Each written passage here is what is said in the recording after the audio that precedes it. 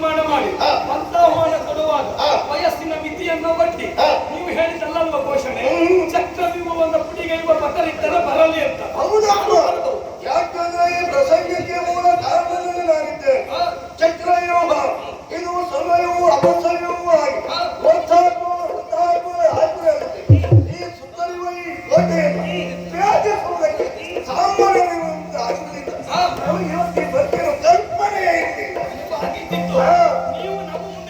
ಹಚ್ಚಿದೆ ಅಂತ ಕಲ್ಪನೆ ಇರಲಿ. ಅಲ್ಲ ನನ್ನ ಮುಂಭಾಗದಲ್ಲಿ ನೀನು ದಾಳ ಹಾಕಿ ಮಾತ್ರ ಎಣಿಸಿಕೊಂಡಿಲ್ಲ.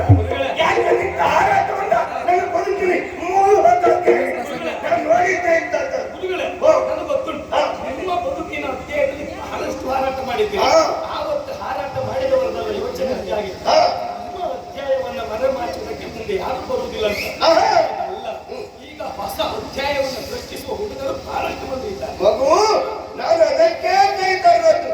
ಯಾಕೆಂದ್ರೆ ನಮ್ಮನ್ನು ಈ ರೀತಿಯಾಗಿ ಹೆಸರಿನ ಹಾಗೆ ಮಾಡ್ತಾರೆ ಎಂಬ ಈ ಹೊಟ್ಟೆ ಕಿತ್ತಿನ ಭೇದ ಭಾವದಿಂದ ಗುರುವಾಗ್ತಾರೆ ಎಂದು ತಿಳಿಬೇಕು.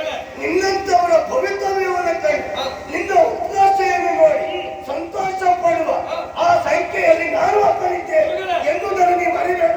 ನೀವು ನಮ್ಮ ವಿಷಯದಲ್ಲಿ ಯಾವತ್ತೂ ಹೊಟ್ಟೆ ಕಿಚ್ಚು ಕೊಡುವುದಿಲ್ಲ ಅನ್ನೋ ವಿಶ್ವಾಸವು ಅಷ್ಟುಂಟಲ್ಲ. ನಮ್ಮ ಅಪ್ಪನಿಗಾಗಿ ಮತ್ತೊಬ್ಬರ ಮೇಲೆ ಹೊಟ್ಟೆ ಕಿಚ್ಚು ತೋರಿಸ್ತಿದ್ರೆ ನೀವು ನಮ್ಮ ಅಪ್ಪನಿಗೆ ಹೊಟ್ಟೆ ಕಿಚ್ಚು ತೋರಿಸ್ತೀವಿ. ಯಾಕೆಂದ್ರೆ ಅಪ್ಪನಿಗೆ ನಾನು ಅವ ಪರಮ ಶಿಷ್ಯ ಎಂದು ಅಂಗೀಕರಿಸಿದವರಿದ್ದೇನೆ. ಹಾಗೆ ನನ್ನ ಶಿಷ್ಯನ ಮಗನಾಗಿ ನೀವು ಬಂದಾಗ ಏನಕ್ಕೆ ಮಾಡ್ಲಿಕ್ಕೆ ಉಂಟ? ನೀವು ನಿಮ್ಮಂತವ್ರು ಏನಕ್ಕೇನ ಮಾಡಿದ್ರೆ ಇಷ್ಟು ವರ್ಷದ ಅನುಭವ ಏನಾಯ್ತು ಅಂತ ಹೇಳುದಿಲ್ಲ. ಅಲ್ವ, ಹಾಗಾಗಿ ನಾನು ಕೈ ತೊರೆದದ್ದು ಮಗು.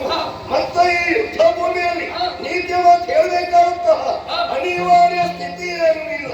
ನನ್ನ ಶಿಷ್ಯನ ಮಗ ಎಂಬ ಕಾರಣಕ್ಕೆ ನನ್ನ ಮುಂಭಾಗದಲ್ಲಿ ನೀನು ಶಿಷ್ಯ ಇದ್ದಿ. ಹಾಗಂತ ನೀನೇನು ಸಣ್ಣ ಮಗು ಏನು ಅಲ್ಲ. ಯಾಕಂದ್ರೆ ಹೇಳಬಹುದು, ನಾನು ಹೆಂಡತಿಯ ಗಂಡನಾಗಿದ್ದೇನೆ. ನಾನು ಒಂದು ಮಗುವಿಗೆ ಅಪ್ಪ ಆಗಲಿಕ್ಕಿದ್ದೇನೆ. ಇದು ಹೆಂಡತಿ ಮನೆಯ ಸೀಮಂತದಲ್ಲಿ ಹಾಕಿದ್ದಾರೆ.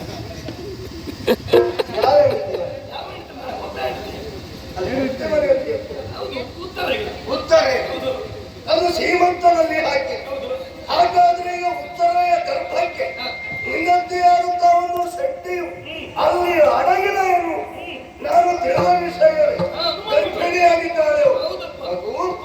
ಅದೇ ಭ್ರೂಣ ಹತ್ಯೆ ಅನ್ನುವುದನ್ನು ನಿನಗಲ್ಲ. ನಾನೀಗ ಒಂದೇ ಆದರೆ ಭ್ರೂಣ ಹತ್ಯೆ ಯಾವುದು? ಇನ್ನು ಈ ಪ್ರಪಂಚದ ಬೆಳಕನ ಕಾರಣ ಇದ್ದಂತ ಅಪ್ಪನ ಮುಖ ಕಾರಣ ಹೋದ ಆ ಮಗುವಿಗೆ